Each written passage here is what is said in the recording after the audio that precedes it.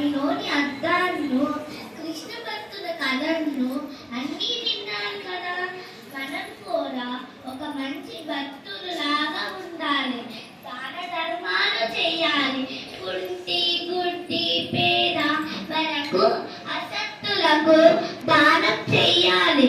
కానీ రుణకాయలకు సోమరి పూతులకు దానం చెయ్యకూడదు.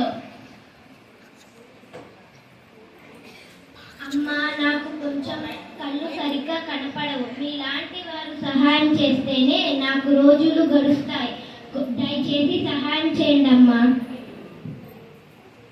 చీచి, నిన్ను చూస్తుంటేనే అసహ్యంగా ఉంది.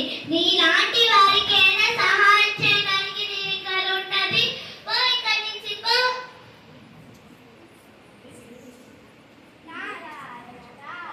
అరే రే, హరిదాసులు వారు వచ్చేసారు. రండి రండి, మీలాంటి వారికి సేవ చేసే భాగ్యం నాకు దక్కింది.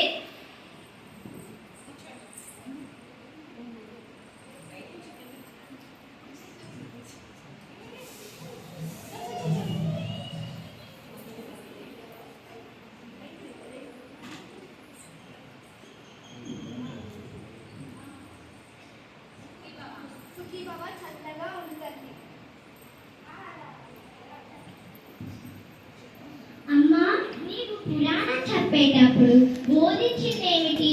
ఇప్పుడు చేస్తుందేమిటి? నార్మల్, ఎవరైనా చెప్పినట్టు చేస్తారా ఏమిటి?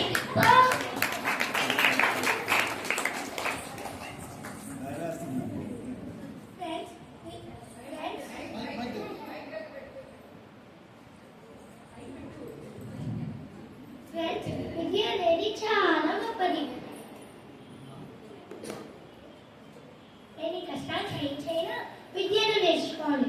విద్యను పంచే కొద్దీ పెరుగుతుంది. అయ్యా, మీరు చెప్తున్నంత నేను విన్నాను. మీ వంటి పుణ్యాత్ముల సహాయంతో నేను స్కూల్ జీతం కట్టి చదువుతున్నా. ఈ నెల జీతం కట్టడానికి ఒక్క రూపాయి తక్కువ.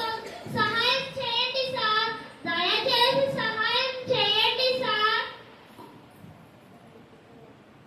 నా దగ్గర ఒక్క రమ్మిడి కూడా లేదు. మీలాంటి వారి కోసమేనా నేను ఇక్కడ ఉంది.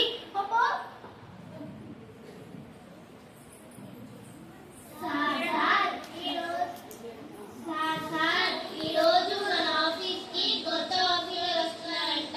వాళ్ళకి మనం ఘనంగా పార్టీ ఇవ్వాలి.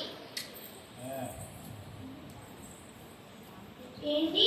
దానికేం భాగ్యం? బాగా గ్రాండ్ గా పార్టీ ఇవ్వాలి. ఎక్కువ ఖర్చు పెట్టైనా బాగా గ్రాండ్ గా పార్టీ ఇవ్వాలి. డబ్బు గురించి ఆలోచించవాక. ఇదిగో ఈ 20 రూపాయలు తీసుకోండి.